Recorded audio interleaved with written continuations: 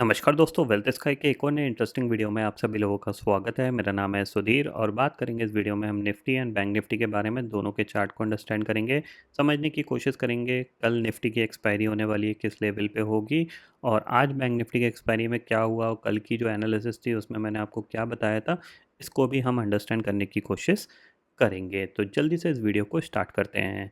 तो सबसे पहले देखो, आज का हम देख लेते हैं। यहाँ पे जो बैंक निफ्टी की एक्सपायरी हुई है 54,100 पे एक्सपायरी हुई है। कल मैंने आपको क्लियरली बता दिया था कि 54,000 या फिर 54,050 के आसपास ये एक्सपायरी होती हुई दिखाई दे सकती है। वहाँ से कह सकते हैं थोड़ी सी ऊपर हुई है, बट मूवमेंट कोई नहीं आएगा। ये चीज़ मैंने आपको कल ही बता दिया था।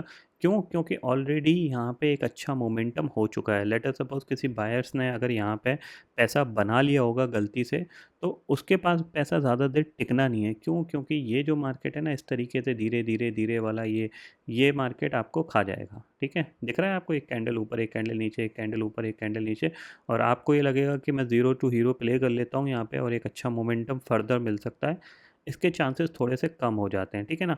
लेकिन हाँ, एक दिन साइडवेज यहाँ पे हो गया, एक दिन साइडवेज यहाँ पे हो गया है और ऑलमोस्ट एक दिन साइडवेज यहाँ पे हो गया है। तो अब हो सकता है कि मूवमेंट आ जाए, हो सकता है कल आ जाए, हो सकता है परसों आ जाए।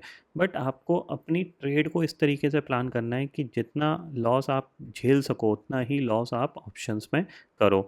ज़रूरी नहीं है कि हर दिन आप ट्रेड करो। अगर आप हर दिन ट्रेड करोगे ऑप्शंस में तो आपका अकाउंट कभी ज़िंदगी में ग्रो नहीं हो सकता, क्योंकि मार्केट में ऑप्शन ट्रेडिंग के लिए मोमेंटम चाहिए और मोमेंटम कुछ ही दिन आता है, वो भी इतना वॉलेटाइल रहता है कि उसमें भी पैसे बनाना बहुत ज़्यादा मुश्किल हो जाता है। ठीक है, तो इसीलिए यहाँ पे आज के ट्रेडिंग सेशन में बैंक निफ्टी में कोई ट्रेड नहीं थी। यहाँ पे जिन लोगों ने ट्रेड करी होगी 90% चांसेस है उनको लॉस ही मिला होगा। अगर किसी को एक आध गलती से किसी को प्रॉफिट मिल गया, उसने स्क्रीन बंद कर दी होगी तो अलग चीज़ है, वरना चांसेस वेरी हाई कि लॉसेस ही हुए होंगे। ठीक है, क्योंकि साइडवेज सा यहाँ पे माहौल है। सेम चीज़ अगर मैं बोलूँ कल की जो निफ्टी की एक्सपायरी है, यहाँ पे भी साइडवेज के ही माहौल दिख रहा है। क्यों? क्योंकि कल मैंने आपको बताया था कि 26,000 का शॉर्ट स्ट्रैडल बेच के ज़्यादातर स्मार्ट लोग काम कर रहे हैं। ठीक है, तो आज क्या हुआ निफ्टी? आज निफ्टी सीधा सीधा आपका मॉर्निंग में थोड़ा सा ऊपर खुला, नीचे खुला, नीचे खुलने के बाद थोड़ा सा ऊपर गया, उसके बाद ये ऑलमोस्ट जो बाइंग लेवल था अराउंड 25,850 के आसपास गया और वहीं से ये पूरा रिकवर होकर 26,000 के आसपास जाके क्लोज हो गया है। तो ये इंडिकेट कर रहा है कि कल 26,000 पे एक्सपायरी हो सकती है। अगर थोड़ा सा भी गैप अप खुला तो ये धीरे धीरे धीरे धीरे ये नीचे की तरफ आ जाएगा। यहाँ पे इस तरीके से ये एक्सपायरी हो सकती है, तो ये चीज़ ध्यान में रखिएगा। मेरे लिए जो रेजिस्टेंस है निफ्टी का वो 26,050 के ऊपर मेरा एक रेजिस्टेंस पॉइंट ऑफ व्यू के हिसाब से है, और नीचे मैंने आपको बता ही दिया था ये 25,800 850 ये एक सपोर्ट का काम करेगा। तो आज का लो अराउंड आपका जो था अराउंड 25,875 के करीब का लो था। वहीं से ये टाइम पास करते करते एंड ऑफ द डे में जाके इसने एक कैंडल बनाई। ऐसा यहाँ पे भी नहीं बनेगा, क्योंकि यहाँ पे क्या है, ये बिल्कुल एंड ऑफ द डे की कैंडल है। जिसको इस कैंडल का इंतज़ार है और उसने पोजीशन बना रखी है, आ गई तो ठीक है, पैसा बन गया, बट नहीं आएगी तो प्रीमियम डिके होता रहेगा। ठीक है, हम करते हैं इक्विटी ट्रेडिंग, और इक्विटी ट्रेडिंग में ऑलरेडी मैंने आपको अपडेट कर दिया था। एक शॉर्ट बना के पहली बार ट्राई किया था एक शॉर्ट बनाने का, तो उसमें मैंने आपको क्लियरली बता दिया था कि डे क्लोज कर चुका हूँ मैं ऑलरेडी। जो आप देख सकते हो 12:24 पे ख़त्म कर दी थी अपनी पोजीशन सारी, और आप देख सकते हो जो टोटल प्रॉफिट है अराउंड 10,170 रुपये के करीब का है। और ये जो पोजीशन है ये होल्डिंग के लिए पोजीशन मैंने बाय करी है। ठीक है ना, क्योंकि ये स्टॉक थोड़ा सा मोमेंटम में दिख रहा था। ठीक है, तो ये मेरे को लगता है कि थोड़ा सा 15-20% चल सकता है अगले 5-6 ट्रेडिंग सेशन में, तो इसीलिए इसको मैंने होल्डिंग के लिए बाय किया है। ठीक है, तो यहाँ पे आपको क्लियरली दिख रहा है कि आपको यहाँ पे 10,170 रुपये का प्रॉफिट है। एक बार रिफ़्रेश भी कर देता हूँ, हो सकता है कोई पूछ ले। और अगर हम अभी तक देखें यहाँ पे कंसोल में जाके कि कितना हमारा पीएनएल बन चुका है, तो रिपोर्ट्स में जाएंगे, पीएनएल में जाएंगे, तो इक्विटी हमने 1 तारीख से स्टार्ट करी थी, तो अभी तक हमें सब कुछ यहाँ पे ठीक लग रहा है। और आपको देखने को मिलेगा करीब 67,000 का हमने प्रॉफिट जनरेट किया था। 24,000 हमारी कॉस्टिंग लग गई है, तो नेट रियलाइज प्रॉफिट 43,000 का है। आज का इसमें ऐड कर देंगे तो हमारा 50,000 का लेवल क्रॉस हो जाएगा। ठीक है, और रही बात एफ की, तो अगर मैंने जो छोटी मोटी ट्रेड इस अकाउंट में एफ की ली हैं उनका भी एक बार देख लीजिए।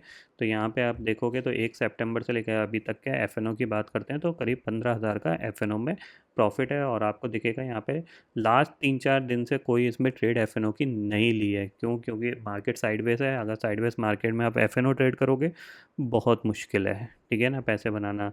तो आपको मोमेंटम का वेट करना है। अगर मोमेंटम आता है तब जाके आप ट्रेड करो, अदरवाइज़ अपना सो जाओ, जो भी काम कर रहे हो वो आप कर सकते हो एफ ट्रेडिंग को छोड़ के। तो हम कह सकते हैं कि ये अकाउंट हमारा अराउंड 65,000 के आसपास अभी प्लस है, ठीक है ना, और धीरे धीरे ग्रो ही हो रहा है, ये अच्छी चीज़ है, ठीक है ना।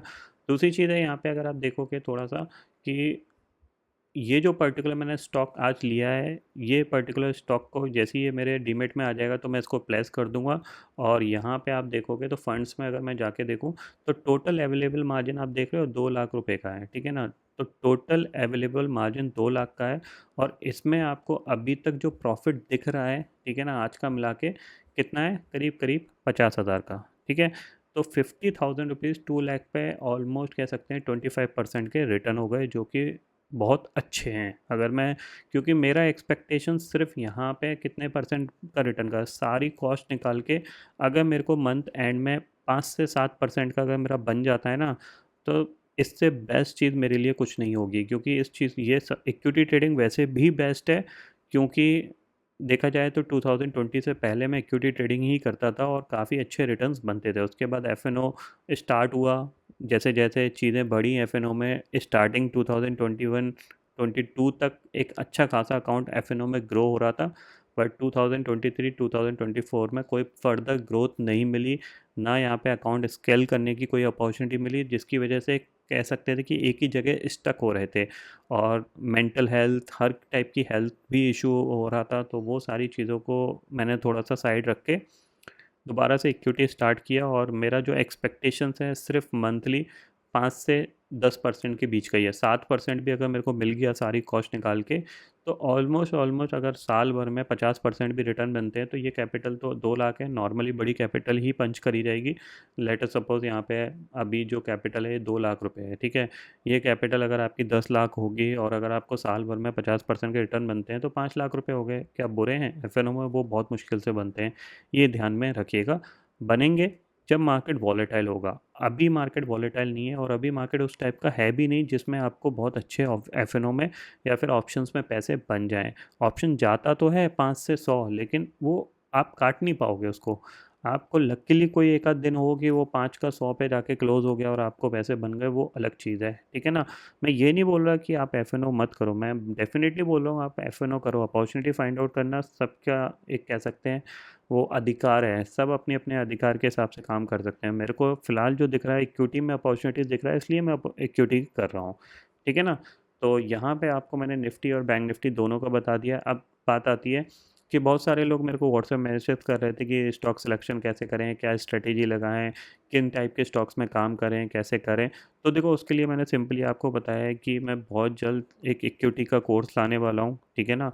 कोर्स की जो कॉस्टिंग होगी अराउंड 2,500 रुपीज़ होगी, जिसमें मैं आपको ये सारे पॉइंट क्लियर करके बताऊँगा कि कैसे आप स्टॉक फाइंड आउट करोगे। मतलब मैं कैसे स्टॉक फाइंड आउट कर रहा हूँ, ये जो प्रॉफिट आपने बनते हुए देखा है कि मैं कैसे स्टॉक फाइंड आउट कर रहा हूँ और क्या स्ट्रेटेजी लगा रहा हूँ, किस तरीके से पोजीशन बनती है, होल्ड कितनी देर रखी जाती है, क्या टारगेट आपको मिल सकता है इंट्राडे में, कैसे आपकी ग्रोथ हो सकती है, ये सारी चीज़ें मैं उसके अंदर बताऊंगा। तो मोस्ट प्रॉब्ली आपको मंडे ट्यूसडे तक वो कोर्स अनाउंस होता हुआ दिखाई देगा। 2,500 रुपीज़ उसकी फ़ीस रहेगी, ये चीज़ ध्यान में रखिएगा। क्योंकि फ्री ऑफ कॉस्ट देने का कोई फ़ायदा नहीं है, क्योंकि मार्केट भी ये चीज़ समझता है कि इस तरीके का बिहेवियर हो रहा है तो इनको और फंसाया जाए। तो वो चीज़ मैं चाहता नहीं हूँ। इसीलिए जो लोग सीरियस हैं, अंडरस्टैंडिंग है जिनके लिए मार्केट में, उन लोगों को मैं पार्टिसिपेट करने के लिए बोल रहा हूँ। बाकी जो लोग मतलब नहीं करना चाहते हैं डेफ़िनेटली ना करें, क्योंकि ज़रूरी नहीं है कि स्टॉक मार्केट से ही आके पैसा बनाया जाए। जो लोग सीरियस हैं, जिन्होंने टाइम दिया है 4-5 साल 6 साल मार्केट को, और अंडरस्टैंडिंग है थोड़ी बहुत मार्केट की, उनको समझ में आता है मार्केट में रिस्क रिवार्ड रेशो का क्या वैल्यू है, वही लोग इसमें पार्टिसिपेट करिएगा। अभी तो फ़िलहाल बना ही नहीं है। अब मैं इस कह सकता हूँ कल से मैं इसकी तैयारी करना स्टार्ट करूँगा। 2-3 दिन में बनेगा, देन उसके बाद अनाउंसमेंट होगा, उसके बाद आप उस कोर्स को परचेज़ कर सकते हो, ठीक है।